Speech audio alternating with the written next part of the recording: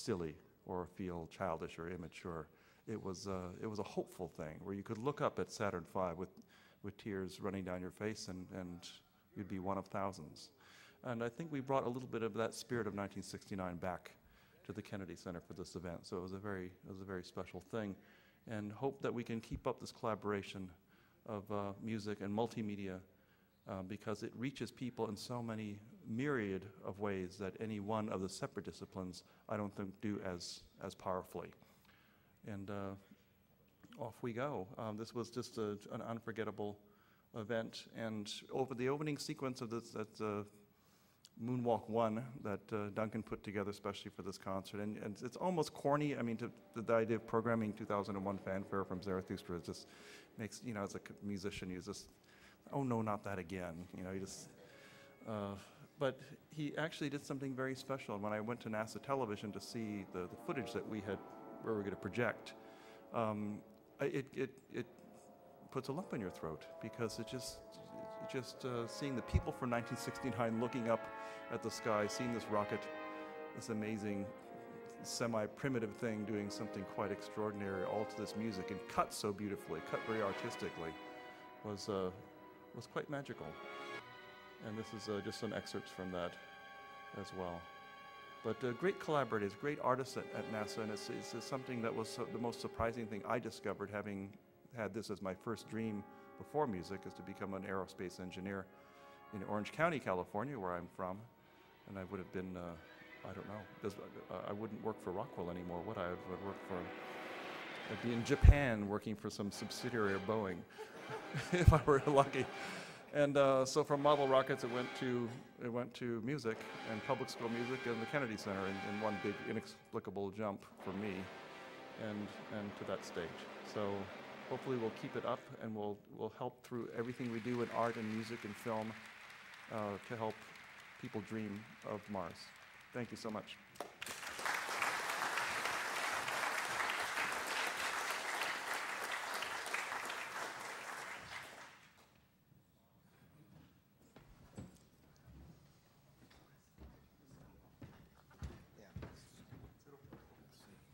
See if we can't stop that, and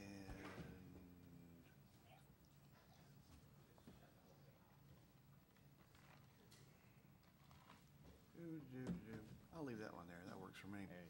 I'm going to speak very briefly. I appreciate all of my colleagues here. The art that you have shown is truly inspiring.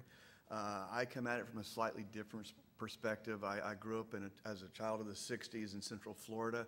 At that time, you couldn't help but be touched by the space program and by the wonderful missions that were going on.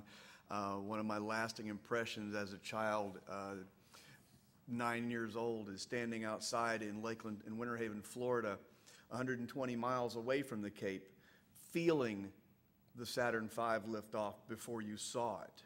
It shook the whole state. Those rockets were amazing, and it left such an indelible mark in my psyche.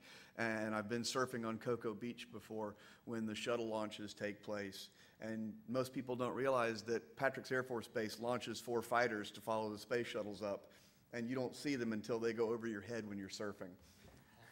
And that's quite an experience. So I've grown up and been in the space industry all of my life, being from Central Florida. I grew up as a trained artist. I've been painting since I was in 3rd grade. But shortly after high school and college, I was led into commercial art. I became a graphic designer, became an art director, and 20 years ago became a creative director working in print media. And being a creative director, you have the unique opportunity to meld and form words along with images. And yeah, we do it in the dirty business to sell things, but that's what all of this is about anyway. If we don't sell the message to the masses, then the masses don't get the picture. And whether it's car parts or lumber or going to Mars, it's all selling. It's all getting your point across using whatever media is available. I was offered the opportunity last November to go with Artemis and Chris for a maintenance mission out to MDRS. I got to install a toilet. It was a lot of fun. But one of the main things I wanted to go out there for was I knew that with my eye and my trusty Nikon, I'd been working with Chris and the Mars Society for about a year at that point in time, and I'd bank of images that I could use to sell the Mars Society to the general population with. And if you see the piece of art that's out in the lobby when you first walk in, the poster of the ad we did that was the next giant leap, we shot that the last day we were out there. A TV crew had come in to do some photography, and the actor wanted to be in the suit, so he got in the suit, and he's walking out there, and he's doing the pointing to Mars thing. And I'm shooting the heck out of this because I'm thinking, I can use this image. I can use this image to sell. I went back out to MDRS at 4:30 the next morning. I was supposed to leave Saturday. I went out 4:30 Saturday morning, and I set my camera up at about a 25 or 30-second long exposure, and that picture became the cover of the first Mars Quarterly because it was that starry night background, blue glow, and MDRS there in the foreground, and it really drove home the loneliness and the desolation of that piece out there. And it's one of my favorite photographs to this day that I've shot. I appreciate the work that Mr. Carroll did that I dirtied up several times on the brochure, on the cover, on various ads. I told him earlier yesterday how much I appreciated that piece of art because it gave me the building blocks that I could pour all the ugly stuff on about what time this convention was taking place and where it was taking place so that all of you could see to come to join us at it. And if we'd have done that piece, if we'd have produced all of those things on a white piece of paper, it wouldn't have been nearly as inspiring. You would have gotten that mailer and gone, it's another mailing from the Mars Society. But it had this inspiring piece of art on it.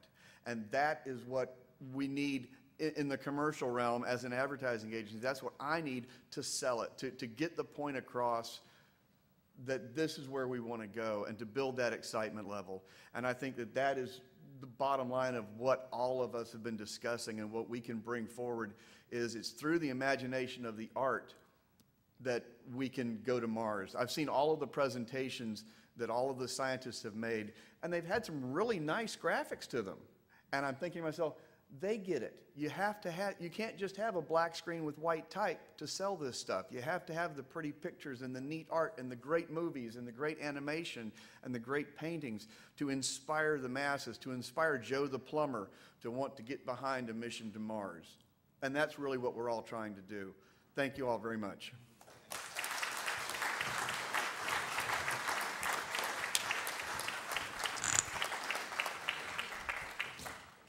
This is really a Renaissance panel. The talent here is humbling. I have been inspired to ask all kinds of questions, but instead I would rather open it to the floor. We have time for about 3 questions, and I'd like for you to have the opportunity to ask those. We need to end up at about 3. So. Yes, sir. I'd like to know if that commemorative show about the moon landing is available on the net. Can we see that? I wish it were.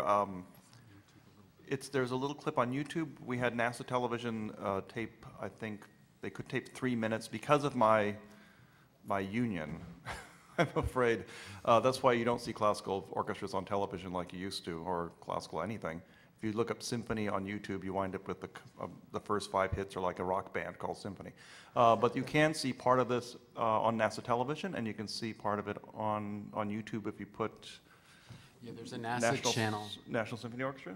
Yeah, or you can just put in NASA channel on YouTube. Just do a Google search. Just do a search on YouTube. But not the whole thing. Not the whole thing. Actually, Bert and I are going. NASA won an Emmy Award, and he's going to Los Angeles on later this month. I'm going to meet him there, and we're hopefully going to meet with some people involved in film and at the Bowl to try to turn this evening into a whole big evening. It was one thing without intermission. We want to make it into a whole evening just complete by itself, because this is one of the best ways, I mean, aside from getting people interested in music or being entertaining, of leaving with something very, with great substance of looking to the future and what you can do in space exploration and not thinking of dollars and cents or even machinery per se, of like why do we want to do this?